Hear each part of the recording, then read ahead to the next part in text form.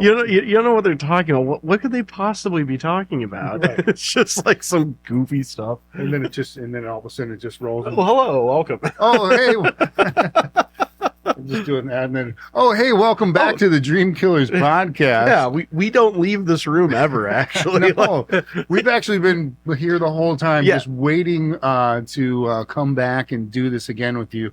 But Josh actually he died of starvation. He did. That's why I'm here, because I just kept him. Put him in the back by the furnace. It was cold enough back there. That's how we sustained ourselves. Actually, absolutely. There's still a few parts left, but we're getting down to like teeth.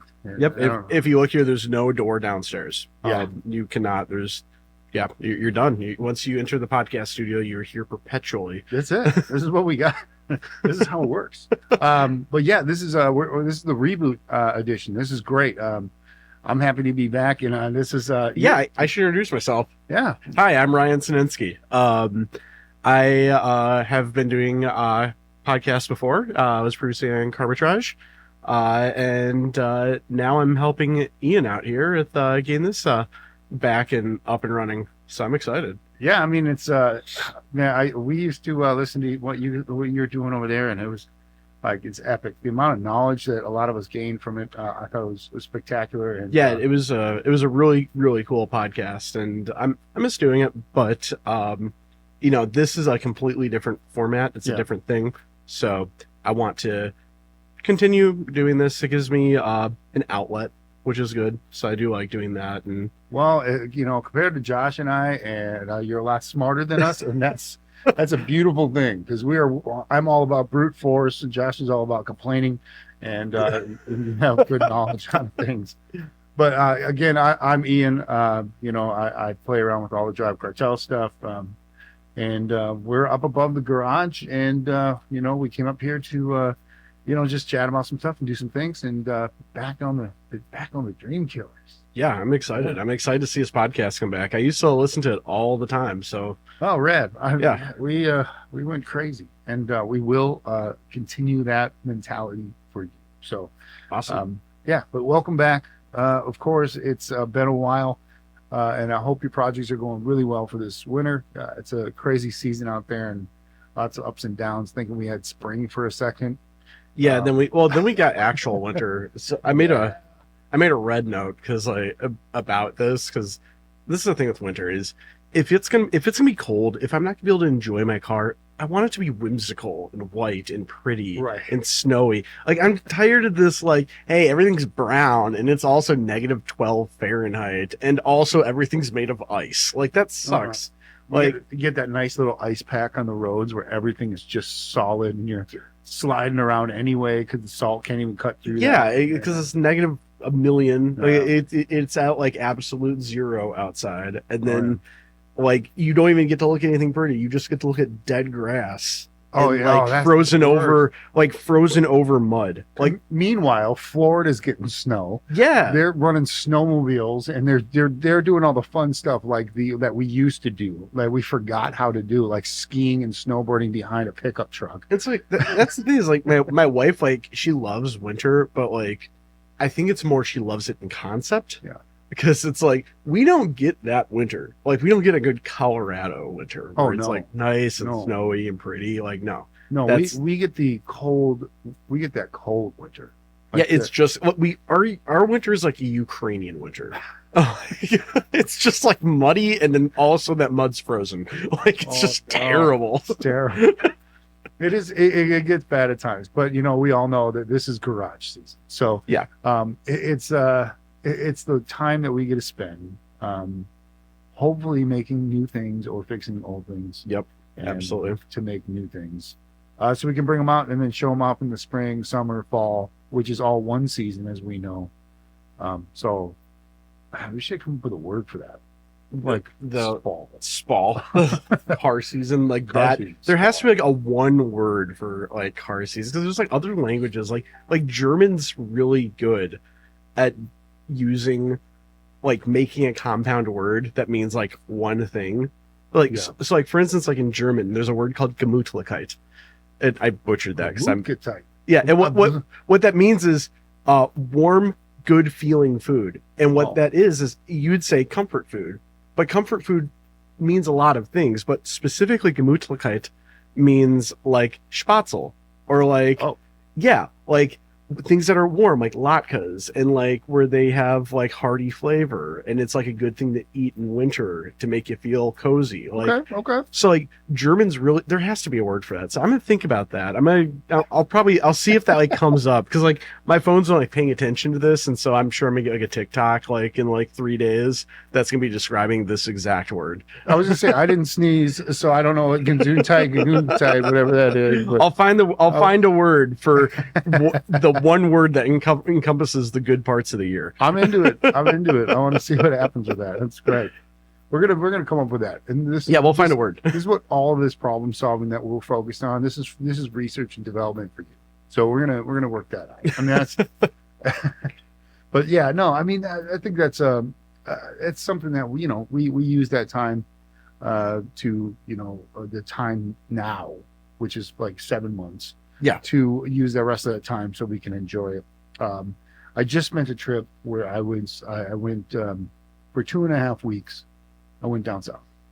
It was over the holidays, and when I got down to about Georgia, I got passed by a pack of like S13s. Oh, sick! Yeah. And I was just, they passed me by in like our crazy looking RV rig thing, and they would just jump, and I was just like, what are they doing with their cars out in the winter?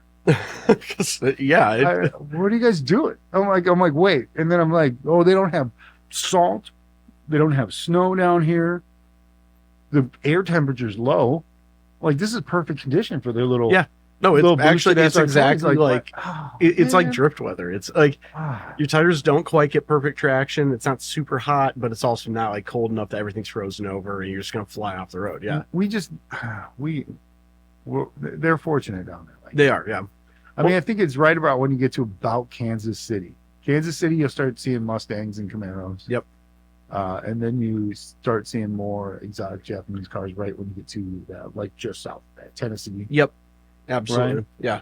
Well, so like Atlanta, the Georgia area, like Georgia, I've been like saying is like geographically probably the most perfect part of America, because you have mountain roads, you have coastline, depending on where you go, you have inner city, you have small towns. Like it is a perfect part of the country, and the weather's fantastic. Like I'm not sure if you like watch any of those Lindsay Lohan like Christmas rom-coms that they put on Netflix. I have not. My wife loves them, and so that means I love them. That means you have to love. Actually, low-key, I do kind of enjoy rom-coms, but like I'll die on the hill that like they're actually like very creative pieces of writing. Yeah.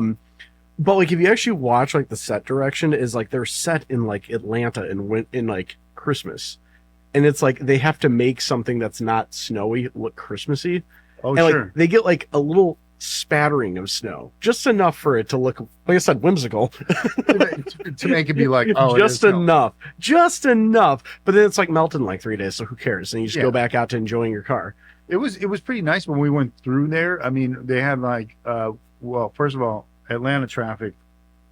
Don't go through there. Yeah, no, Atlanta traffic is something else. But because of the traffic was so bad, and they shut the highway down because people are crazy drivers down there. Yes. They shut down the entire highway, so we had to get off the highway and reroute through some neighborhoods.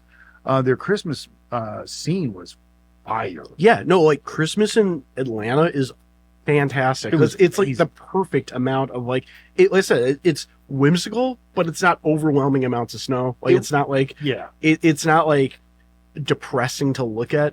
Like it's a great part of the country. It was like it was out of a movie. Yeah, no, it really is. Like that. Like, so like that's what I'm saying. Like with those like rom-coms that like Lindsay Lohan does on Netflix now. Right. Like when you actually like look at what Atlanta looks like that's not just set direction. It actually looks like that. Oh, man. And like, yeah, no, it's great there. I love. If I could move to Georgia, I would. But it's just I live here. It's like that, or like I like Tennessee stuff too, but everything is kind of far away. But I do like the roads and like everything that's through there. I like the terrain's pretty cool. Yeah, but Tennessee's a nice place too, like so geographically. Cheaper. Yeah, cheaper. Well, so this is the thing with Georgia is like it's funny that if you're in Atlanta, it's kind of expensive, Like if you're like Savannah, like that's like a coastline city, it's kind of affordable. Like that's Yeah. like only a little bit more expensive than it is here. It's like Chicago prices. We were down and we went to Biloxi. That's where we ended up, and then before we headed straight north at the end of our trip, and realized that definitely gonna move there someday. Did you go through Alabama at all? Yeah. So this is my stance on Alabama. Because like my mom's from Alabama. I spent like a lot of time in Alabama growing up as a kid. Should be fun. Alabama is undoubtedly the most beautiful single state in the United States. Oh, because big claims. Big claim. It is more beautiful per square mile than California. And because like I think like a third of the state is like a national park or a state park. Oh, really? Yeah. But this is the trick. You stop at the Georgia line, you fill up gas, and you just drive through Alabama. You don't talk to a single soul in the entire state of Alabama. You just don't talk to any. If they're from Alabama, you do not talk to them. It's just like, it's beautiful here, but we're playing talking to nobody. Yep, talking to nobody here. You just drive through, pretend that there's nobody there. It's pretty easy because it's a pretty depopulated state. I mean, but it's really pretty looking. It's just the people there. There are nice people, but man, for every one nice person you meet, like 2 idiots. That makes sense. I mean, it's we would stay in the hunting camps, and like they really don't have campgrounds; they have hunt camps. Yeah, that sounds about right. Yeah. So when their campgrounds are used for hunting in the mountains, and then you would just when they're not being used for hunting, you would go use them for camping. Mm-hmm. Like which is something that you see a lot in that south of the Ozarks, South Appalachian, where it kind of shoots down into that, into the Georgias and that, however that spills out. I don't know what it's really called, but it's Appalachian foothills. There you go. Cool. But yeah, that's like you see them called hunt camps, and that's where we would stay. And so you're kind of like, oh, is it hunting season or not? I don't know the regulations, so you just kind of like. I don't think there are regulations. When you kind of roll through, you just like go, well, I hope they're not like sighting in, rifles and stuff, and we got chihuahuas, so no target practice. But yeah, no blast. Well, luckily, I was just hanging out with Rosie before we started. Recording, and she's small enough. I don't think she's gonna be mistaken for a deer. No, maybe a squirrel. Squirrel. Yeah. Maybe. Yeah. But she doesn't move too fast either. She's armadillo, I guess. Oh man, but yeah, I will say down south, it is a different scene especially when you're up here. If you travel down there, you understand this. Mm-hmm. But if somebody doesn't go down there, when they get down there, it's a little confusing that there's just cars cruising, and like what we do in the summer, all the time, and they're gonna enjoy it. Which makes me think, like, how could you, if you got like a little barndominium or a small property or something, could you do something where you would like actually, instead of storing your vehicles at a barn up here, could you store your vehicles in a better climate where you just trailer them a little bit further, drop them off, and then, on the weekend, shoot on down and go spend the weekend and just go drive your car? Yeah, no, I mean, I think that there's because also it's cheap to buy land out there. Cheap. And there's also, I know, a lot of abandoned racetracks everywhere. There's a ton. Literally every county had at least an oval track. Oh, yeah. I mean, think about it.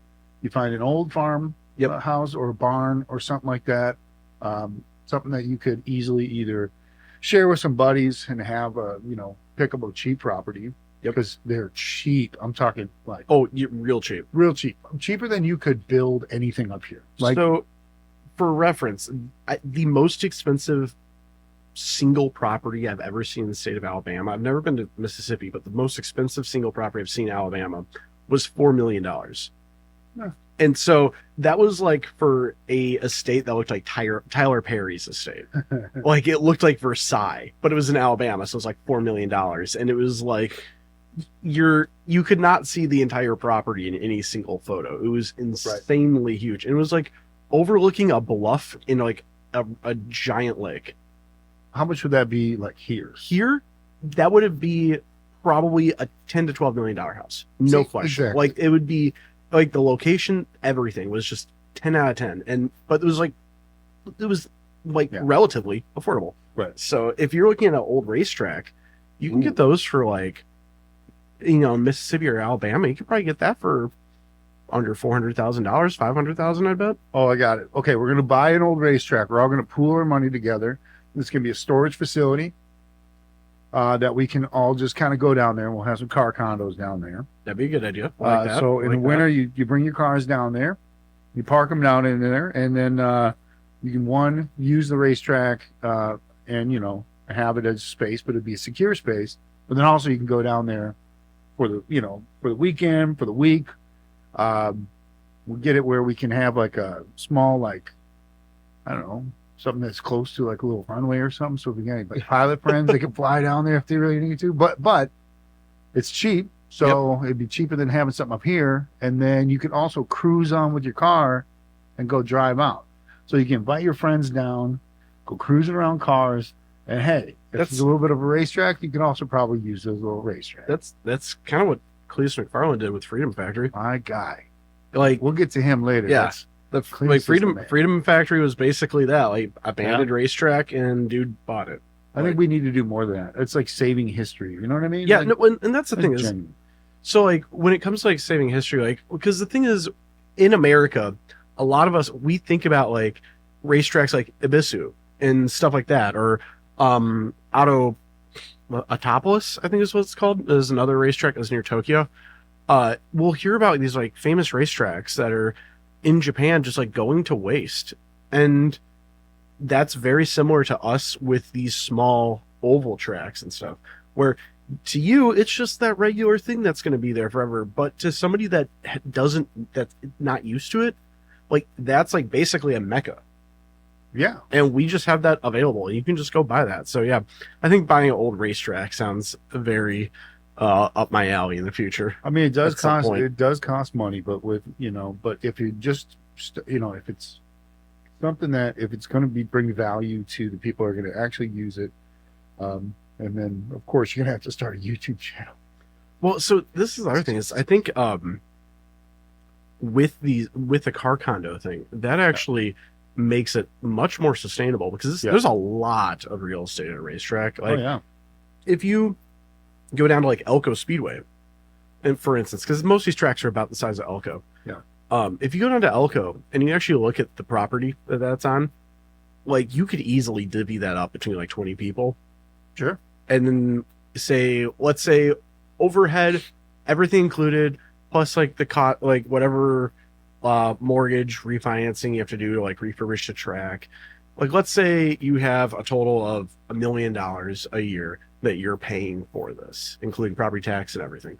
Well, if you're divvying that up between 12 people, that's suddenly much more affordable per month. Right. So. Right. And then if you're hosting events and doing stuff like exactly. And then you also, hosting events for people to like film there, they would charge and stuff like that. Like, so there are a lot of other forms of income, but I think that with saving old racetracks, being able to develop some car condos or a campsite that people can rent out and then use basically a private track. Yeah.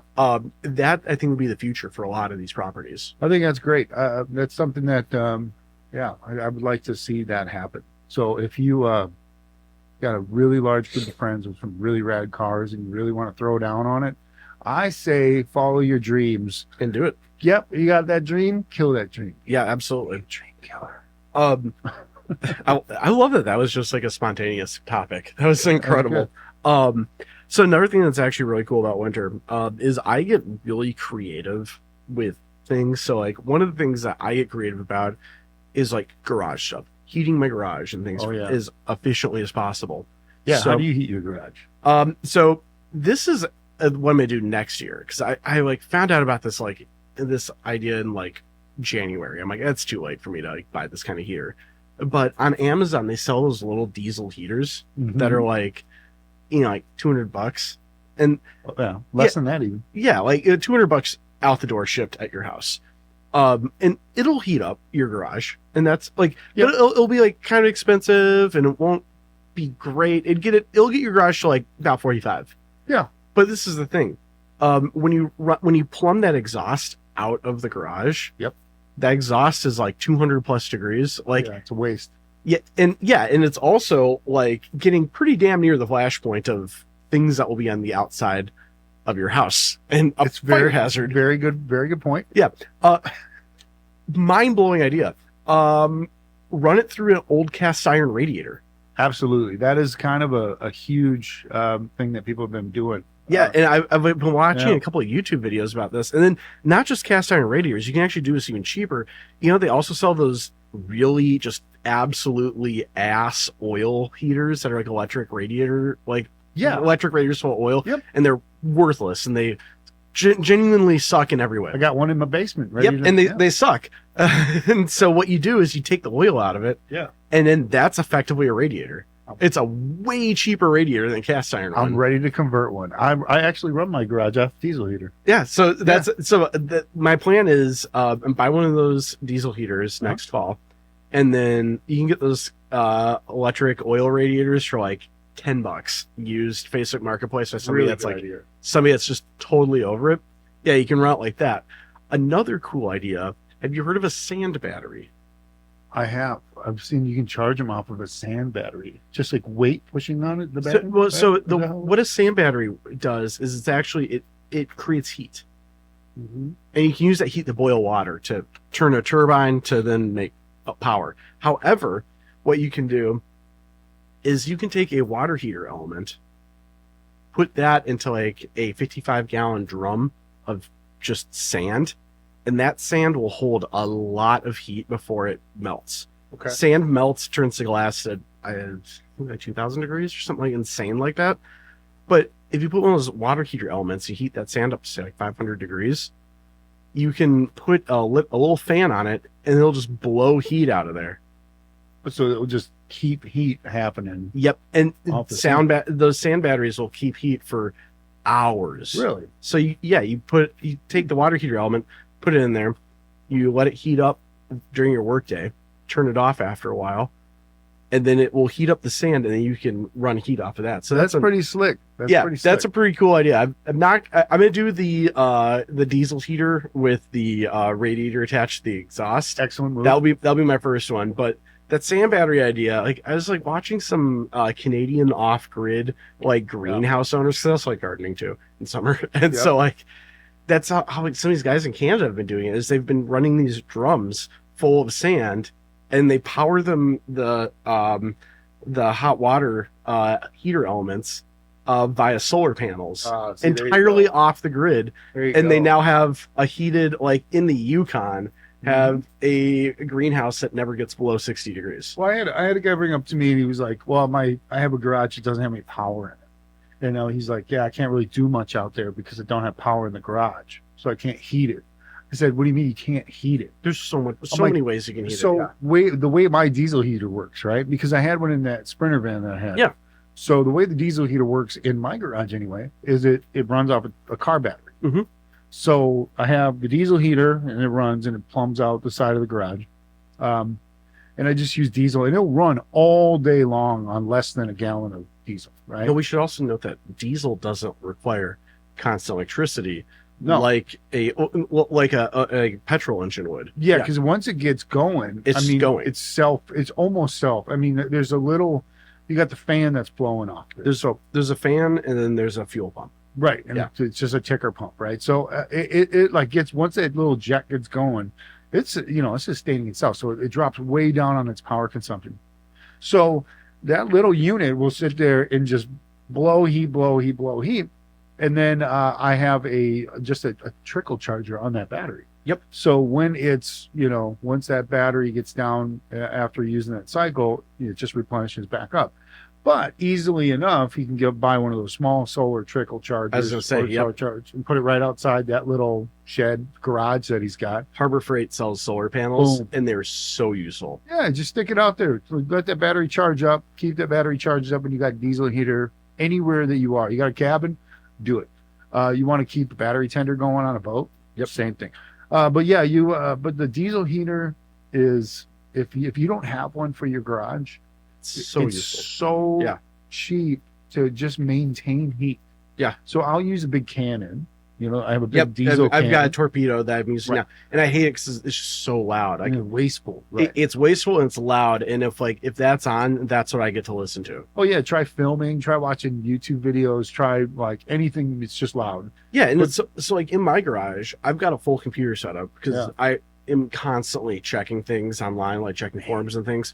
And so the first thing, like when I moved into my house, the first thing I did is I went to Free Geek, which is this incredible. Free Geek. Rules. Free Geek is the coolest place in the world. The greatest. It is a computer thrift store. It's electronics thrift store, and it's modern and retro things. It's fantastic. But I got a functioning desktop for $40, Dude, it's rad. and that's my garage computer. Yep. And so I use that. That's rad. Yeah, and so I use that for music. I watch videos. I browse forums. I buy parts. I do everything on that computer in my garage without having to go inside. And so I actually like having my garage, my workspace be quiet so I can think and so I can like do those things. That's why I hate having the torpedo, Mhm. and I avoid using the torpedo if at all possible because it's just so annoying. Yeah. Also, having that, you'll have the quietness to it.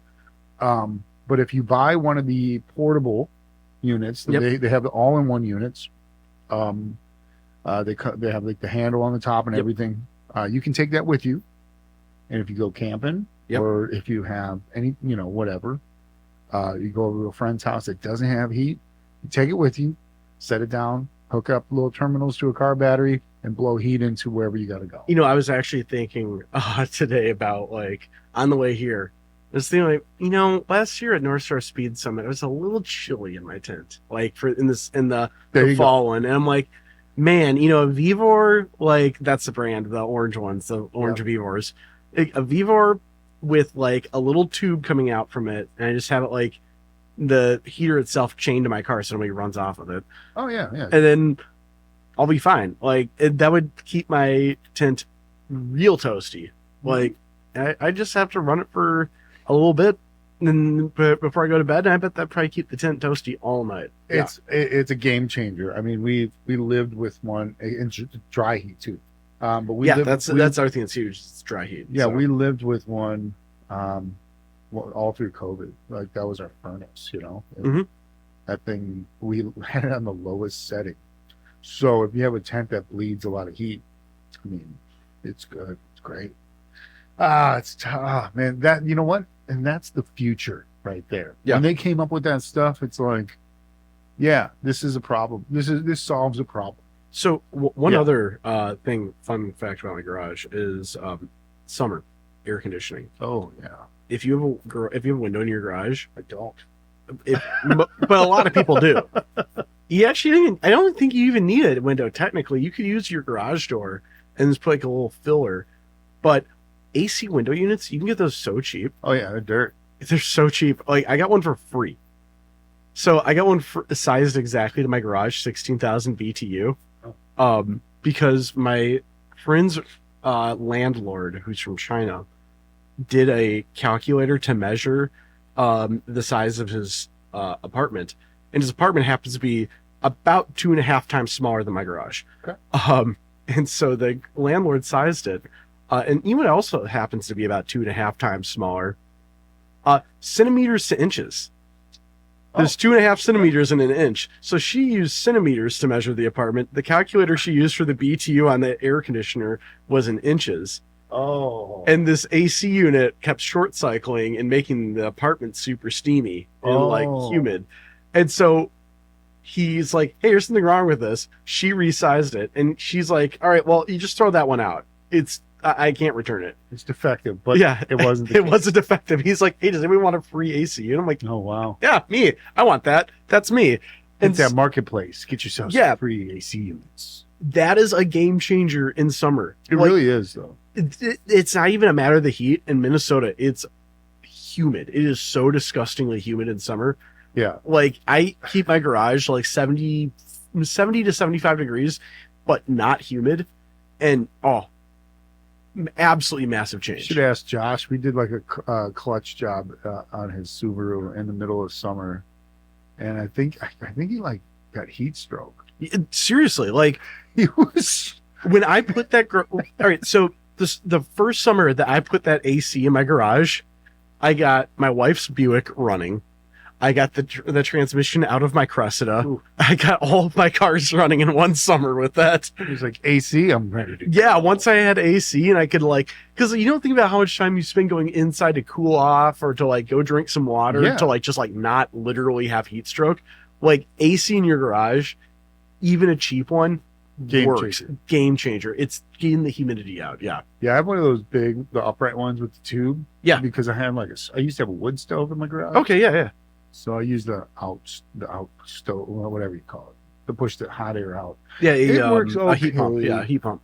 It works okay. I won't, just garage, having a garage. I wish I build one from scratch, Yeah. because I'd if I was going to build a garage from scratch, I'd do a nice 2.5 bay base. Yep, right? that's what I've got. Yeah. Of course you could say I want a 12-car garage, but 2.5 bay. Real life, we live in the city. Yeah, 2.5 car. But with the 12-12 pitch, so that way you have one of the bays goes up all the way up into that ceiling, right? Open, but then the other bay would be another level. Yeah. So you can have a little staircase goes up. That way you have your parts, all that area. And then you have a room up there, which you could use for hangout, maybe computer or all that stuff. But then you would have a bay that went up. And how cool would it be to be hanging out with some friends on your second floor and your car lifted up on the lift? It's just at eye level. It's at eye level. That'd be super cool. Right? That would be rad. You're like, oh yeah, just this R32 just sitting here. Oh, you're looking at it, but it's lifted all the way up in the air. Did you ever go to Eric's unit in Chanhassen? Yeah. Where he had the mezzanine? And it's just if you're at his mezzanine having a beer, you look over and there's a Ferrari 355 looking at you. It was awesome. Yeah, that was a great mezzanine. So good. Yeah. It was really awesome. Yeah, but so my garage is a 2.5 car with a loft, but the thing is, you lucky. Yeah, it was built in the 2000s too, so it was totally. That's why I bought the house. But yeah, that is a big find. Yes, yep, absolutely. I'm this one right here. I don't care what's happening. I want this house. It was absolutely fantastic. The only problem is I need to figure out a way to get to the loft easier, because right now I have to to get into my loft. I've got a ladder that was installed when it was made, but the ladder starts about halfway up the wall. So it's if I have to get something from the loft, step one is I have to balance on top of this Ford Flathead I have just laying around. And then stepping on engines. Yeah, it's step on an engine, climb up the wall. Coming down. I have to hang off 700 R4. Yeah, I have to hang off the wall to pull myself up the rafter, and then I'm looking down and if I fall, everything that I fall on will A, cripple me, and B, give me tetanus. Yeah, you don't want any of that. It's gonna be the worst experience. Yeah, you don't need any of that. Yeah, getting to my loft is a nightmare. So that is the one thing I absolutely have to get on pretty top rad, of. though. Yeah, no, I'm blessed, and there's a refrigerator in there too. The garage loft is something I need to figure out ASAP. I think that's gonna be right. I can't wait. I got to see this garage. I haven't been there yet. Yeah, you haven't. Yeah, we gotta come by sometime. My garage is really old, but it has the wonderful stains of people working on cars for decades. It's just fantastic. Decades, man. My house is from the 1800s. So yep, mine's from early 1904 for mine. And I want to say my garage was put in the 50s, and there has been some business handled in there. There's been more than one Chevy stove bolt pulled out of an object and replaced with a V8. I love it. That's the way it is. Love that. That's super cool. All right. Although the stove bolt isn't recognized, I can recognize it being a kick-ass thing. Yep, me too. I am a giant stan of the stove bolt. I'm going to bring up, man, since we're talking about doing stuff for us in the future, but I want to talk about a couple things that just they're coming up in the future. One thing that really caught my eye and I brought up that I wanted to chat about, just briefly touch on. I don't want to get too far into it because I've been a fan. We you've seen Factory 5 cars, right? Over the years, they've made some pretty cool kits. So this is the thing. For the longest time, I was so allergic to the concept of a kit car. I thought they were the lamest thing in the whole world. Yes. And I thought that the worst thing you could possibly do is build a Chevy kit or a Shelby kit car, because it's the most uninspired thing you could possibly do with that money. Yes. Yep. However, that changed when I went to SEMA and I saw the actually cool stuff that Factory 5 built. They're not just like normal kit cars. They're actually, I would call them continuations.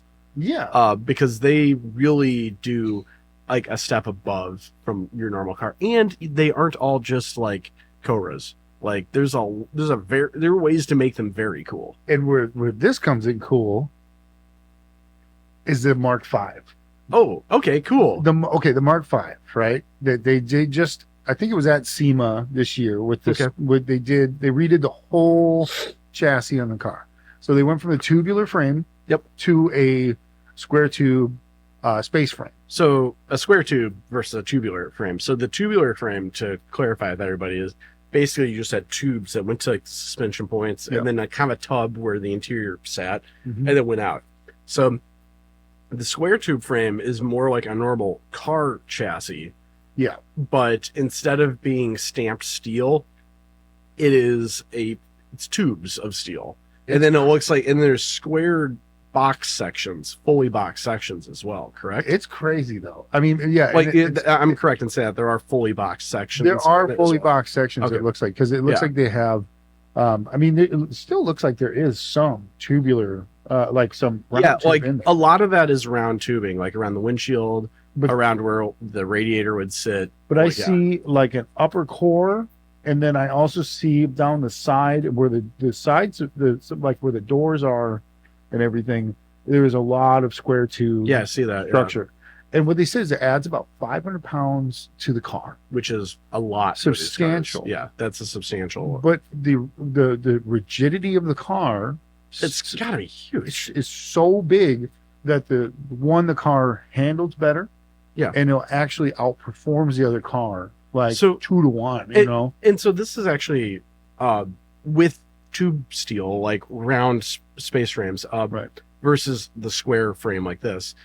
You're going to have a way stronger frame from having that boxed section. Absolutely. Yeah, fully boxed as well, instead of just C shape like on a Model A. Well, they're upgrade. You can so that now your suspension components are going to be. You're going to have more variation in that. You're going to be able to run better components, and it's more track ready. And so it's safer. I was going to say there's a large issue with a lot of these kit cars where the fiberglass bodywork would crack because it's rolling and twisting. And and like if you have and modern tires are sticky enough where you're going to run into this problem, especially where you're running a place where your tires are really sticking, like at Buttonwillow or something, or really any racetrack, where you're going around corners and you're making these big changes in body movement. Yeah, you can easily crack windshields, you can easily crack fenders and stuff like that, where it now is very apparent that's happened. And at my work, I work at Burger Trailer. That's one of the things that we make sure of. You take photos of these of any kit car, because you got to make sure up close photos to make sure there's no cracks, because a lot of these cars would crack. Well, and that's kind of where something like this, adding the improvements to it, they went through the R&D, they lasered everything out, they build everything in house, everything's American made, everything is done right there. And you can watch the videos where they tour the shop, but people that go in there are like, holy crap, this is serious. It's pretty serious. Yeah, operation. No, I genuinely thought it was just a bunch of sweaty old men just working in a garage somewhere in California, but no, it's an actual they actually make good products. And Factory 5 also makes a narrow body Cobra, which is extremely cool, because the big wide body was a Shelby race car thing, but the normal AC Cobra was narrow bodied and didn't have the flares on the front, and they look extremely cool, like an old Jaguar looks. And what was it, a Sun? Like a Sunbeam. Yeah, they're very similar to Sunbeams, how Sunbeams look. And They look great. I'm really excited to see the new Mark V frame with the narrow body. I think that looks so sick. And then also, what's up with this hardtop? Oh yeah, so like, well, you can take the windshield off. It's just a couple bolts. Yeah, and you get the hardtop, and the hardtop with just removing the trunk lid, it drops right on top. I don't know why I keep looking this way. It's like, yeah, you can see it on screen. It drops right on top, and they say within a half hour with you and someone else, it just drops right on top. Everything's self-contained in it, and you can switch it over from being an open, open, to having a full hardtop, coupe. And it's like, that's super awesome. Being able to switch between, so your car has a different look, or if, let's say you want to go to Cars and Coffee and it's a rainy day, you can pop that on. You can still just pop it on and still go enjoy the day. It also looks great. I think it looks awesome. There was originally a hardtop for the AC Cobra. Have you seen the original factory hardtop? I have. Yeah, where it's just like, it was the shape of the soft top, but it was just fiberglass. Yeah. I think that looks really cool, but this is a completely different look for the car. Yeah. Like, this looks like, it reminds me of the Honda Sports 800, or the S800 hardtop that they had. It reminds me of that. Like, it looks really good. I love that a lot. Yeah, that's super cool. I like that you can swap between those. I like how they brought the spoiler up to give it like that flat panel back to give it like a little if I could put that hardtop on a narrow body, I would be probably saving up to buy a factory 5, because that'd be cool. Because that'd be really cool. You might. I bet you they have the option. The way I would want to do it is, so I actually would not want to build like a V8 car. I'd want to do an inline 6 car. I mean, you can put whatever you want in. Yeah, because you can put whatever engine you want. And like, what I would want is, I'd want to build like what the AC equivalent to a Jaguar XKE would be. So I was gonna say you can actually probably get a Jag engine for one of those. Probably could. You could probably get one out of an XJ, like a 4.2. Okay. And then you can get the triple side draft carbs. They pretty much all had 5 speeds with them. Yeah. So you do a 5-speed in it, and then you can have the inboard rear brakes with independent suspension, limited slip. Like, that'd be really cool. And that was not a weak engine at all. I think that was, you can get those tuned up to about like 300 horsepower, which is bananas power. Because I mean, that's basically for that engine, and that's 300 horsepower is a lot for what this car would be. More than enough. 300 horsepower in this is equivalent to like 650, 700 in a Supra. Yeah, like, it is a lot, a whole lot of fun that you can have with that. It's a small car, but the price point, delivered, ready for you to do all your finishing touches to, because you got to pick your paint. Yep. Stuff. I mean, you can have them do a lot of that. You can have them pre-paint and stuff like that. You can have the car ready with everything to go except for the engine. Right. Yeah. But if you were just to have it, I think what they were saying, pretty much where you just finalize your driveline options and stuff, which they have. I think they have a lot of mount options and everything ready to go for you as well. It's 24,900 or whatever. That's really good, actually, for what you're getting. And if you're building a track focused race car, so something you can take out on the weekends. Yeah. Wow. They also make a Ford GT. Yeah. Or GT40 rather. It's like that you can get. And the thing is, their Ford GT40 is actually designed to be an improvement over the original GT40 as a track car. Yeah. So like, when you're spending this insane amount of money for these cars, you're not just getting like, oh, it looks like an old car. This is actually an improvement upon that. And some of these cars, depending on how they're built, like, their prices used are, that looks so good. The Type 65. Wow. They're some of their used prices go for more than their original cars go for, which is right. It's totally bananas when you think about that. Why? So, but that's the thing. It's like, somebody already did it. If you are looking for a car that you can use, and if it's well set up, you can actually get one of these where, hey, I have a full Ford, Cobra experience, but I'm able to take it to the racetrack. I'm not destroying the original one, and everything's ready to go. And so you can have some of these that are, if they are perfectly set up, be worth more than a beat up, Shelby Cobra. If you bring an original Shelby Cobra to the track, you're getting beat up. Yeah. Like somebody's going to be like, no, dude, no, you're not bringing that on the track. Well, It's crazy. and the thing is, How would like, you do so like it comes in really handy with like vintage racing. So it's similar to like, I'm not sure. Have you heard of Persang? I couldn't recall. Persang does a similar thing with pre-war Bugattis, Okay. where they make bolt for bolt recreations of 1930s Bugattis and Alfa Romeo race cars. And whereas the actual Bugatti's like $300,000, Persang's like $300,000, and it's mechanically identical to a point that like a concours judge could not tell the difference. That's between crazy. them. Like That's insane. crazy. And so like It's crazy. yeah, and so when you're doing these like vintage road races where, you know what, I don't really want to like huck a $3.5 million vintage Bugatti into a wall. I would rather do this with a Persang that is mechanically identical. It's same car. Yeah, right? same car. The guy built it in a garage, or a company did, or whatever, just to give you that same deal. And yeah, if you're doing a high power 289 with I can't remember what transmission was in there from the factory, but if you do the exact factory spec as the original cars, like you're gonna have 100% of that experience of the original car, and not have to worry about actually destroying it. just piss everybody off. Just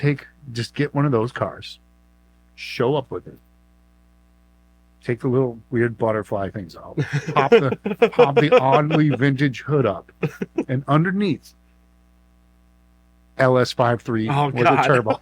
What are you doing, man? Get the little glove box cover with Carroll Shelby's like signature on. Say, yeah, I just want it to be more reliable. It's just reliable. It's just God. It's a Bugatti. No, it's an LS. Oh my! There's people. There'd be somebody like me when I'm like in that mood of like being a purist, because sometimes like it strikes me. I'm just like wake up in the morning. I'm like, I just want to see original cars. I would just have an out of body experience. I would put if I would love to just go around and piss off the world by taking like a super rare car and having it like just having the rarest of rare cars showing up at a concourse event, popping it up, and it would still be like rusty block, greasy junkyard 5.3 with turbo, like, with a chalk mark, the chalk marker on it, with an eBay turbo kit off the side. Like what? Like, enjoy this, guys. What do you think? And just watch them just be like, "Oh, you son of a!" Oh, that. So, one of my like weird side interests of cars is I love old Jaguars, and that's how old Jaguar people are. And say hard. The funniest thing about old Jaguars is so like XJs, you know, their sedan that they made forever. In the 70s, the automatic transmission for XJ was a TH400. And so you can very easily swap a V8 into those. Yeah. Like it's very common. It is actually bolts in. It's very common. So yeah, that's what people do. And so it's extremely funny to watch old Jaguar purists go find a Series 2, which is like the 70s one. And then they pop the hood and there's a V8 in there and they're like, oh, you ruined it. And it's like, no, it works. Anyway. Yeah, some kid's gonna take it and 2JZ A or LS swap it. That's just the way it's gonna be. It's gonna be, and that kid's gonna have a great time. Yeah, definitely. This is what we do. But you know what? If you keep a car on the road and you keep it going, like that's what makes it rad. Mm-hmm. It doesn't matter if you find something that, doesn't like should have been retired, but you give it a new lease on life. That's like a recycling program. Right? Yeah, no. If this car should have become several Chinese washing machines, dude, it's you're saving that car from a worse fate. Anyway, I'm saying I think that's and I good on you if you want to do that. If you're a purist, good on you. But don't hate on the guys that are just trying to make cool things happen. And the guys who are just trying to make cool things happen, don't hate on the purists. Let's just get together and hot rod. Yep, I like cars. I think everybody likes cars at the end of the day. Like if you're unless I'm busting knuckles all day and lost every wrench in the garage, then you don't like that car. There's a car you will still like. I just went through 2 starters on my 49, and I'm really mad at the car. But I still love the car. Yeah, I get that feeling. Yeah. Well, yeah, man, 2000s, dude. This that we were talking about earlier. Yes, The 2000s. man. So Wow. I wanted to, we were talking about like what is old is new. Yeah. And I've been talking about like to like a lot of kids, like a lot of the younger kids that are like in the car scene now, like younger kids. Like, I'm 34. Like to me, like if you're like 20, like when I like started hanging out with a lot of car people, like that to me is like, yeah, you're a kid. But like, have you noticed that 2000s are nostalgic now? Yeah. Yeah. Yeah. That means I'm cool again. Yeah, exactly. I'm finally cool again. Thank God. I can finally break out my trench coat and listen to Linkin Park again. I saved all my stuff. I'm good to go. Yeah, I'm good I didn't too. have to rebuy nothing. Yep. Nope. You don't have to spend $250 on No. vintage strip pants. Sure.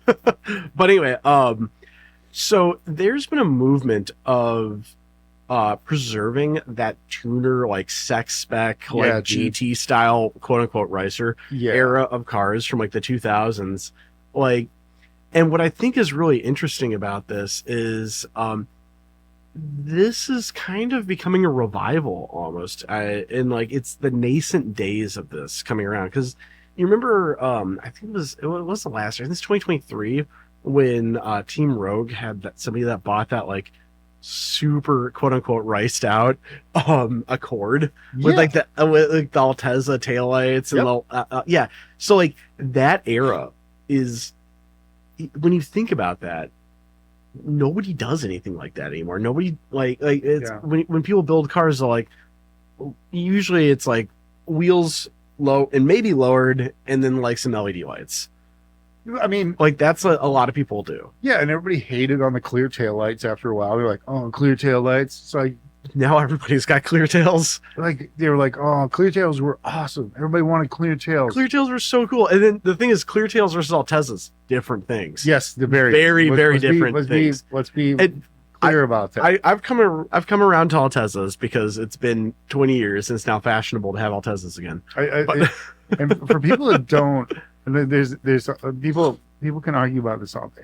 Altezzas are called that, right? Because they're based off of the IS300 Altezza. The Altezza, right? Yeah. Even though, so if you get some Altezza style taillights for a Honda Civic, it's because they have the gold red marker. The bulbs or the lenses inside of the clear housing, right? Yeah. And with the chrome inside instead of the red on the outside. Yeah, exactly. Okay? Yeah. So they're Altezzas, but they're not Altezza taillights. Yeah, they're not Altezza style. Just so we're clear. Back when we were younger, you would call them Altezzas. Right. That's what. So we're just bringing that back so you understand. So now you know the youngins out there. Okay. So back in our day, but clear tails are different. Clear tails are when it's the exact factory lens design with nothing, but it's cast in an entirely clear casing. Super cool. I ran clear tails in my CRX I built like 10 years ago. It used to be my daily driver is a lowered blue CRX. I'm Mugen MR5s, Tanabe exhaust, clear tails, clear corners. Like it looked totally of the era of like, this is how you built CRX in like 1994. I'm waiting to see vent shade tail lights again, where you do either the paint match vents that go over the top, or the repinstriped over the top, or the covers. Yes, people did taillight covers. Taillight covers are those so will come good. back, because if they're out there, somebody's got them on a shelf somewhere. Well, hopefully they didn't get thrown away. Most car people won't throw them away because they're like, these are cool, I'm putting them away. So they're hiding in a box somewhere. So that will eventually be, they'll come back around. So you have like Indiglo gauges. Oh, dude, Indiglos are great. Where the entire gauge face like lit up that sort of like pale green. It's so good. That's crazy. But so this movement, what I think is really interesting is where a lot of the steam started to like come from to get this rolling was because a lot of the magazines that, like, documented these cars, like Super Street, Import Tuner, Modified, Bonsai. Yeah. Those magazines, the sport compact car, they've like long been out of print. Like it's been 10 years since Honda Tuning was out of print. But now the companies that were printing them are going out of business, and they've been bought out by 1 or 2 or 5 other people, and their websites are going offline, and you're losing the archive of these cars previously existing. So people are trying to save that? And so what people are doing is they've been scanning the actual magazine. So Mike from Hot Sauce Tuesdays, he's really into archiving, and so he archives vintage magazines.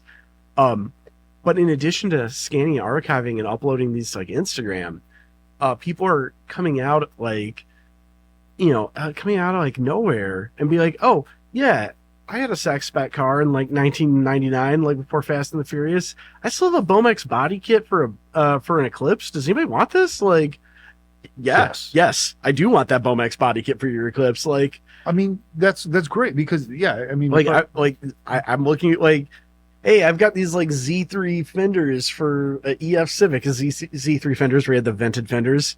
It's just like certain cars it works. I mean, certain cars it really works on. Yeah. In particular, the Civics. Okay. Yeah. No, there's a reason in that era. Some stuff.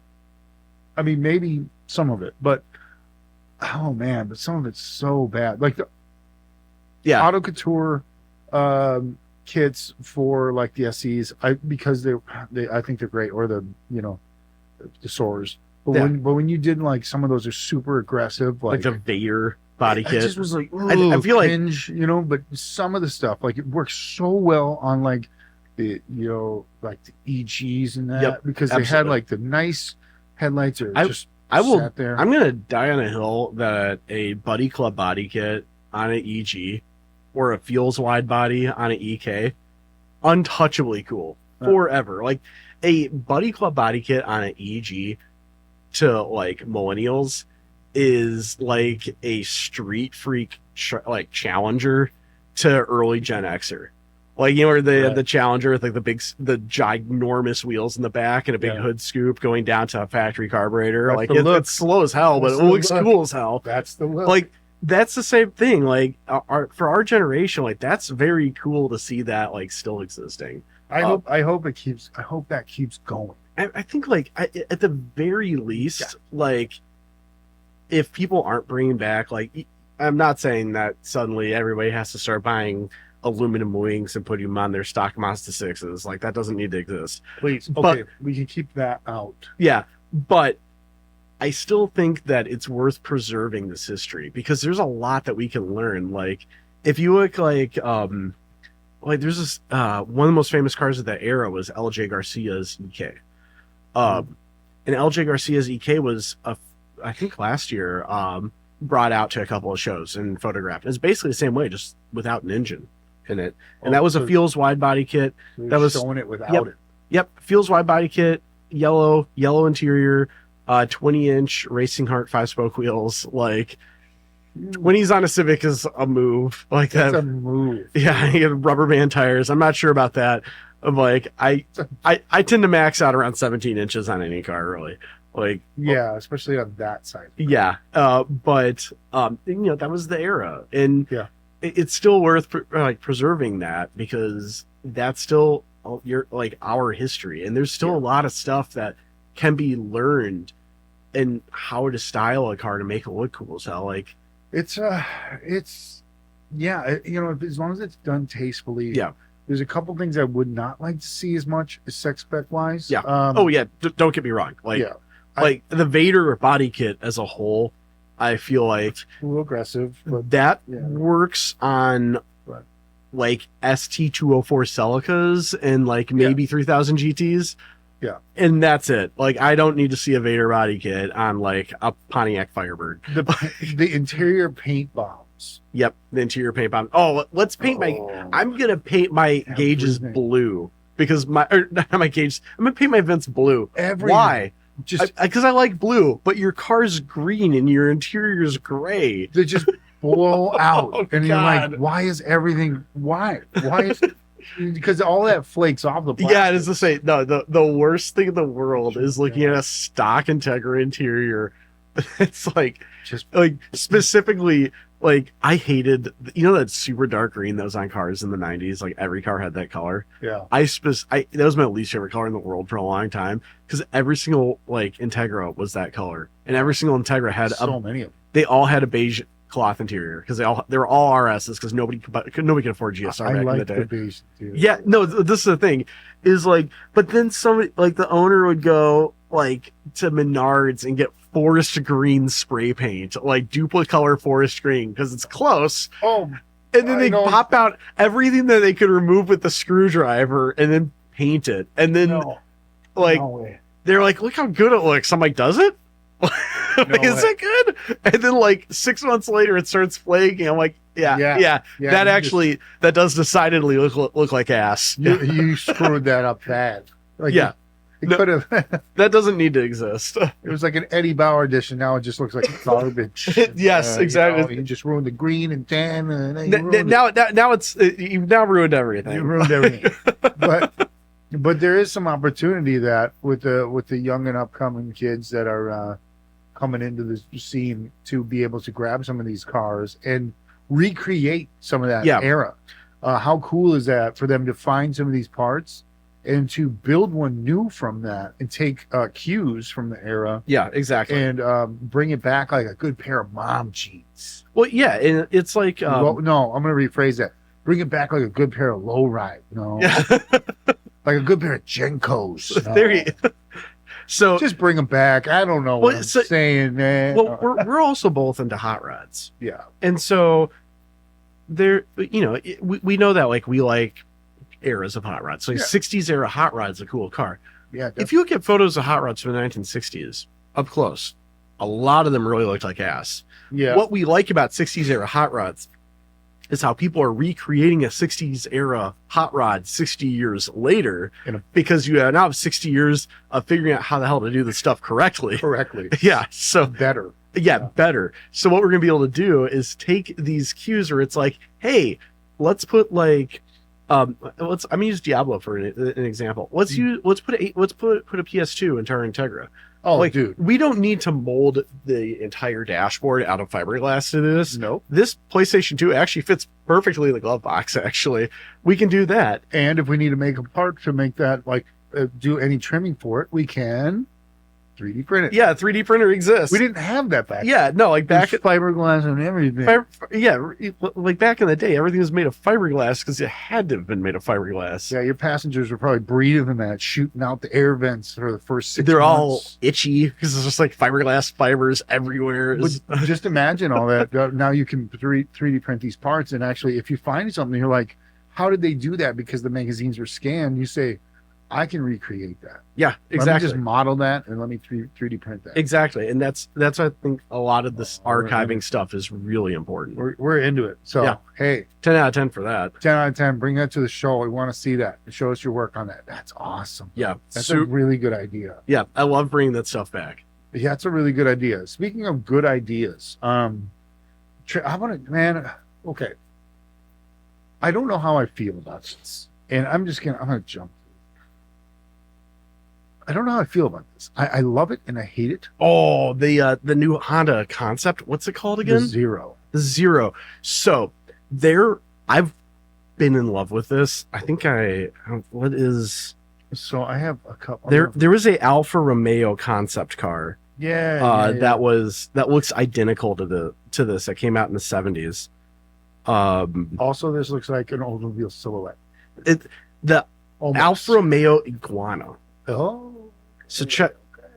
Yeah, I guess we can't really bring that on those. I'll pull it up. But Alfa Romeo Iguana. Yeah, I'll put that up on screen. Yeah, put that on screen for everyone. Actually, is rad. Yeah, like the Alfa Romeo Iguana looks just like that. It does. Yeah, but here's something like this is the one of the black versions. They put these at CES.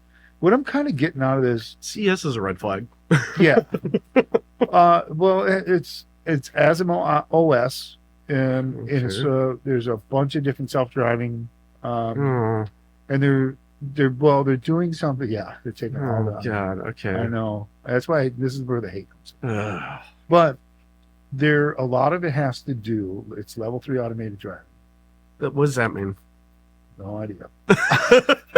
Means someone else is in control. Great. No, but Got Elon Musk in the bathtub, but like I think a driving my big car part of for me. it, what they were kind of talking about was the automation, the AI that's involved with it, would actually prevent accidents, You know, which is a different way so, of thinking about so this is.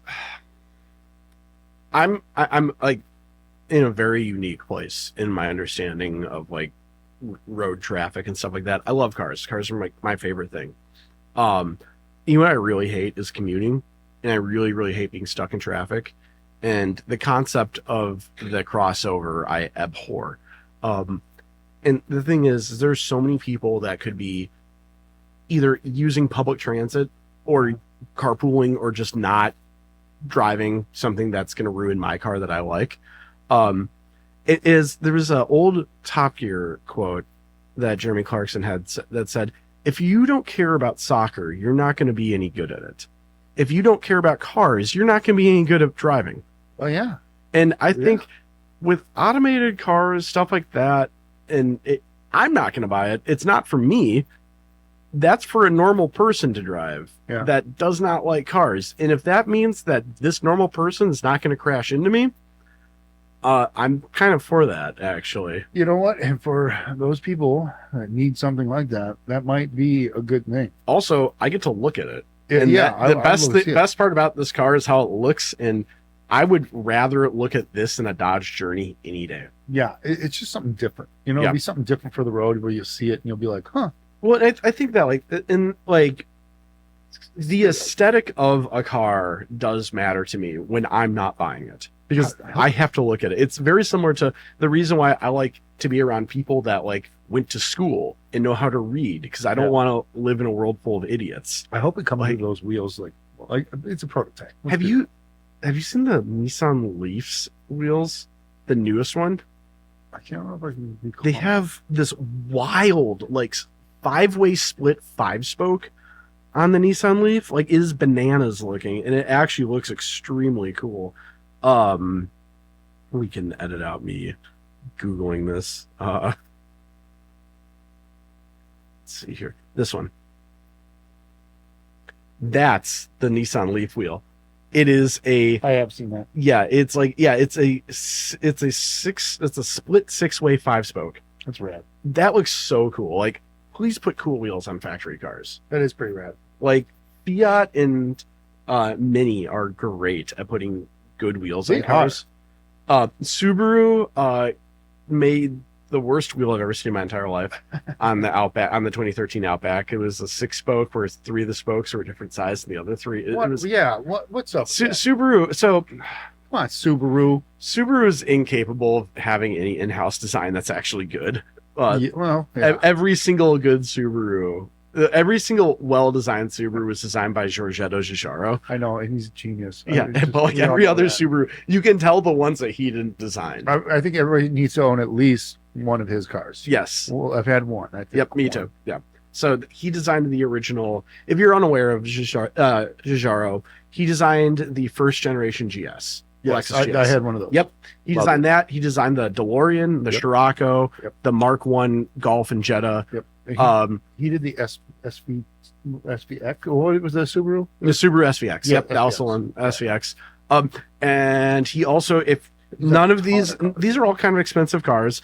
If you want to get into a Giugiaro designed vehicle affordably, he also designed the Yugo GV. What? And he designed the Daewoo Lanos. Oh, he did do a Daewoo Lanos. The Daewoo Lanos. You just got hit by a Daewoo. Yeah, dude. I mean, but it's also really funny because, like, if you look at the Lanos for like what it is, like relative to like a Chevy Aveo, like a Lanos actually looks like really good for the era. He's done some extremely high end cars too.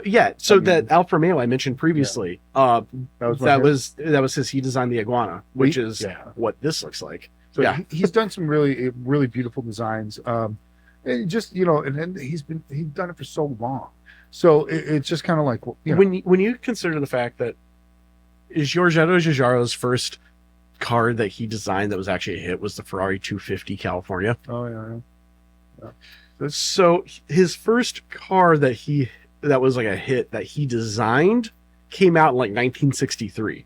Like this dude's been at it forever. Time. Yeah, dude's a long time. He's as old as a tree. Like this is the oldest man on earth designing cool stuff.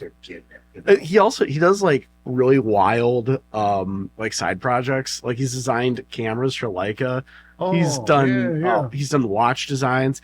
The Beretta Storm assault rifle he designed for the Italian military, which is also the most Italian thing you can ever do. Is you have a famous industrial designer design your battle rifle. Why not? It's just like all sorts of wild things. It's like we're going to war.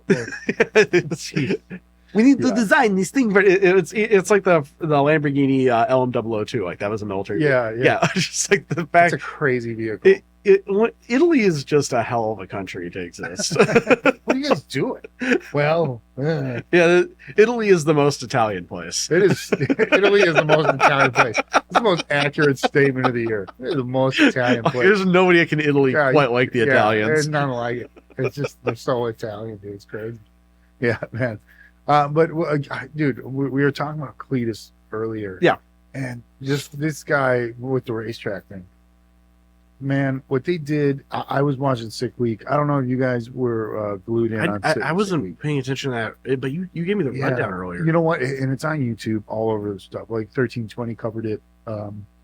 I was watching a day late because everybody's posting. What is it though? Is it so it's 1,000 miles? Okay. They jump between a week of racetrack stuff. So okay, like a cruise between racetracks. Yep, it's it's a drag and drive. So they do a drag and drive between Florida and Georgia. And so they looped some tracks. And, they start in one location, go around. But this year, Cletus and they team up and they did a $7,500.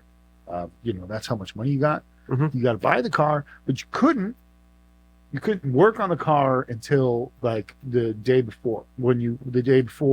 Actual go, which is when you get all safety and all that stuff checked on the cars. Yeah. So they had to like get them, spend the money, and show up. And these guys, I don't know how they pulled this off. How did they find these things for $7,500?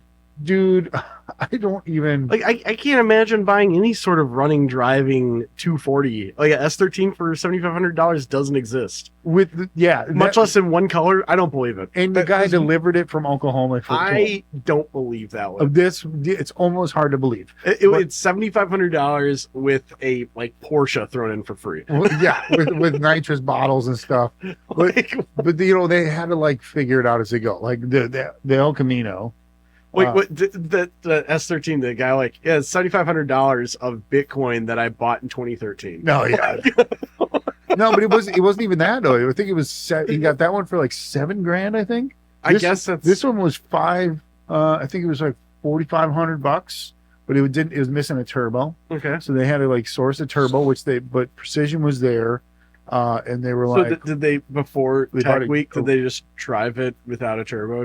They had it. Well, they brought them to the track, so they had them at the track. Okay. So they brought them to the track on trailers. So they were there. So then they went over. Precision was setting up. They went over and they were like, "Hey, do you got any remands or anything we can get? Any specials going on?" Mm-hmm. They got a turbo that was close to the size. They were like, "Oh, it's close enough. It'll fit." Yeah. So they shoved that on there and they started going. Well, their cars were all hitting like 11s, which was really impressive right out of the gate. I'm sorry, I can't fathom $7,500 giving you an 11-second vehicle. Like that's insane. In my head, like $7,500, like cool, dude. Like $7,500 is the down payment for a G35. Yeah, and you'll be running the best 14-year life with your AC on. But these cars are, they're rough. Also in my head, it's still 2010. Yeah, these are rough. These cars are rough. Like that El Camino there's no metal left on it. You know what I mean? But they call that one the lumberjack because he's chopping trees, whatever. I can't do how they talk. It's funny though. But somewhere along the line, they picked up a red couch on the side of the highway. There's this. Also, I like that this Mustang this turbo. Sorry, has a Mustang attached to it. Oh, but yeah. right next to your head. They have the turbo hanging off the side and all the exhaust goes off the side. Yeah, they pulled it off their Ford Ranger to save on budget. God, they went through, man. They had to do an engine swap on the El Camino right out of the gate, so they got another junkyard LS for. And they had to do this all at the track. Yeah, they had to do everything at the track. They have to drive between all of them, and That's pretty sick. And they all finished. The only one little hiccup that they had, and I highly recommend you guys go watch all this because they have it on their channels. Everybody has on theirs. Is the Mustang, since they did it and they had them delivered to the track, they didn't register that car. So they didn't have plates up. Oh. So they got pulled over in Daytona Beach. Uh-oh. That's a problem. And I think it was Daytona Beach. And the cops were like, yeah, you got to tell this, it's done. You're done. You can't drive this car. So it's just super wild. They ended up having to tow it to the other track, and they kind of said, yeah, we understand, Jack's dad got pulled over with this other one. And he talked the cop out of it, like, yeah, I'll just hit just hit the next town, go get it registered. He's like, yeah, sure, no problem. Doubt he did that, but he did talk it, he took the citation and got him stuff out of it. But you look at it and you say it can be done. You can get out there and do it. These guys all have race cars. They have full on 5-6 second race cars. Yeah. And they said, you know what? Well, you should say 5-6 second 8th mile. They also have they got pro mods and stuff. Okay. Okay. So they have proper drag race cars, but it's to them. I think you look at it and you say it's way more fun to just go with your friends and like just have fun. Yeah, that's the thing is, what are you winning for? I don't really care about, like, if your car's faster than 10 seconds, cool. Like, that's exciting, but like, I'm never ever gonna build that. What I'm trying to do is just like, hey, how quick can I be at the 60 foot? Like, how quick can I launch? Like, how efficiently can I be a better driver? If I'm out at a racetrack and like, this is a problem with drag racing right now. If I go to a drag strip and the only cars are all running 8s, but there's like 4 cars and that's it. I don't care about that. I would rather go to a track, like a drag strip track day where everybody's running 16s, but there's like dozens of cars and people are having fun. Yeah, if everybody's having a good time. I would rather see you do that. Like, I want to see you, like, I don't care if you blow the tires off your first time. I want to see you at the racetrack actually doing stuff and having fun. I'm not gonna. I don't want to see, like, I don't care about how fast your car is, about how good it is. I just want to see people doing the thing. I would like to be consistently somewhere in the 11s and just have a good time. And I would like to have I'd like to have I'd like to have a.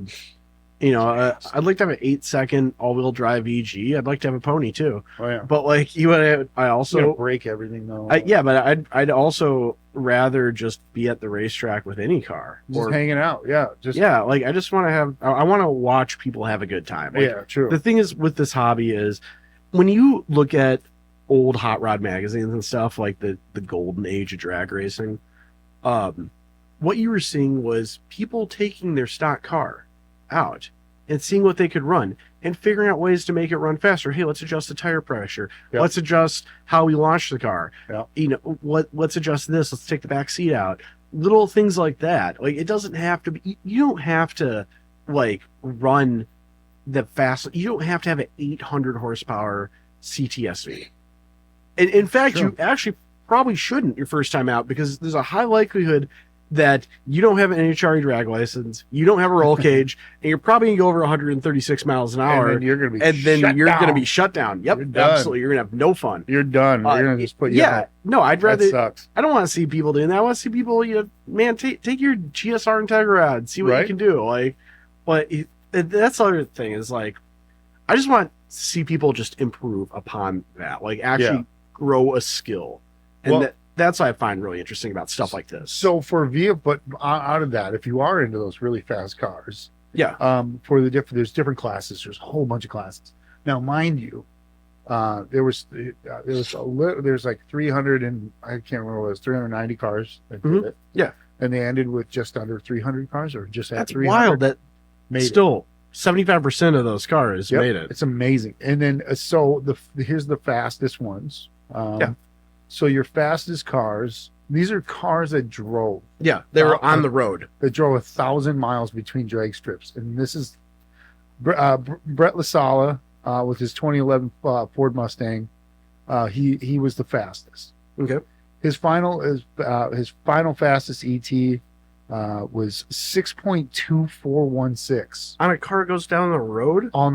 with a trailer behind it Holy crap. Well, of course he's got a trailer. at 231.47 miles per hour. If you have a 6-second car, you don't have a trailer hitch. Do you really have a 6? He has a trailer hitch on it. I love that. So, but that's the thing. It's like you see that, and then let's see. So, other people that were in there. Yeah, John Davis was 6.5 seconds. John Davis from Motorweek.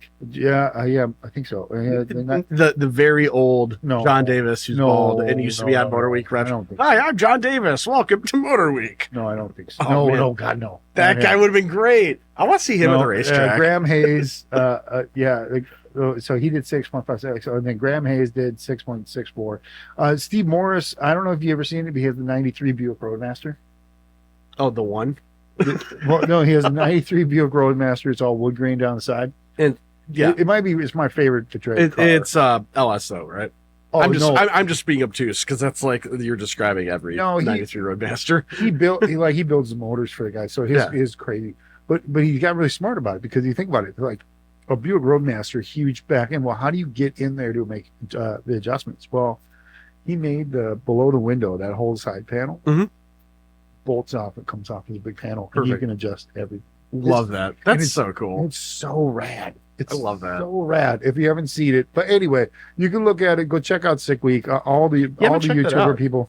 It's a blast to watch. Everybody having a good time. 1320 flew a drone into the back of a Magnum as it was going down the track. That's so cool. Just the coverage was spectacular, and everybody had a blast.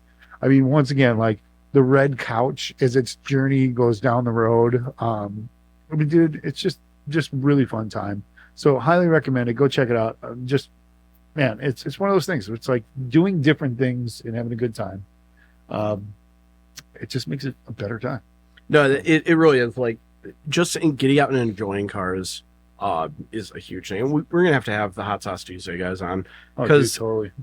they are really good at just getting out and doing things. Because I forgot who said that, but I was talking to somebody and they said, I've never seen guys that take spectating so professionally as the Hot Sauce do. Like, they get out to everything. Like, if there's an event, That's you're rad. gonna see like Mike, Josh, Jake, and Aaron. Like, there's That's rad. like, that's the thing, is like they're living it. Like, you need to get out and actually do the thing. Like, Do it. go and enjoy the car thing. Like, you're gonna be happier. Like, a lot of people pout about car stuff. And it's really easy to get in your head and start pouting about things if you're not doing anything. But I promise you, there's at the very least on a Friday night, there's probably some boomer like hang out at the Applebee's parking lot thing. Yep. Like, just getting out and doing even that, even if it's not your like main thing, just get out there with a car. You'll meet other people that have stuff you like. 100%. And like, and if you're having that time, and you're even if you're not like bringing a car, even if Yeah, you're just going go and at 10, enjoy it. Yeah, Like, what's the fun if you're not just being there? Like, if you're you don't have to have a car there. and if you're upset that your car's not on the main lot, why are you upset about that? Like, go and talk to those people. That spectating is as important as having cars there, because like, if you want to see something that's like kind of depressing looking, I do love drag racing.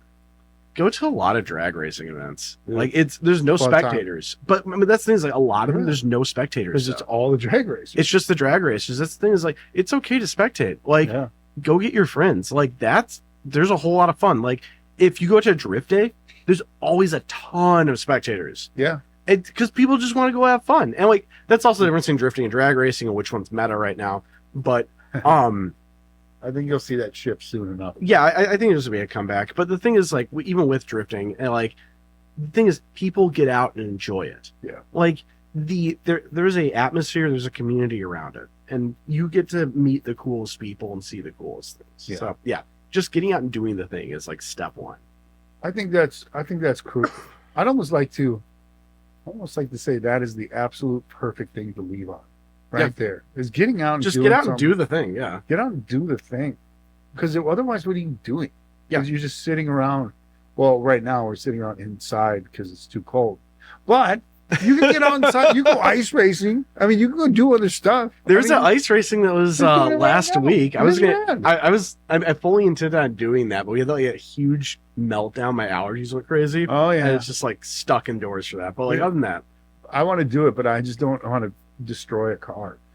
go out and spectate. I know. Go watch. See, there we go. Yeah, just We'll go out and watch. Like We'll bring Dude, we'll bring the RV out, park it on the side. We'll start with the heater running and everything. It'll I be was at great. Madison Lake 2 years ago Yeah. in 2023. I met T-Pain. Oh, see, that's what's up. Like he was literally there with Hurt filming a video for Hoonigan You can do it. about ice racing like 350Zs. See, so why aren't we doing that? Let's go out. Go enjoy yourself. I'll tell you what. Why don't we all go out and go spectate together? You guys Yeah. want to do that? Let's go. Let's go spectate. I think we should go do that. And Instead of trying to compete, let's go hang. yeah, and I've got a phone. I've got a video from T-Pain on my phone that I would not have had I not gone spectating. See, spectate. That's what's up. Go spectate. Go meet T-Pain. Oh my god, I love that idea. I think that's a tremendous bombshell to end on. oh, that's tremendous. All right, Wow. cool. Well, we'll see you next time, I guess. Yeah, let's do this Yep, again. we'll see it. We'll see you again. Bye bye. Thank you.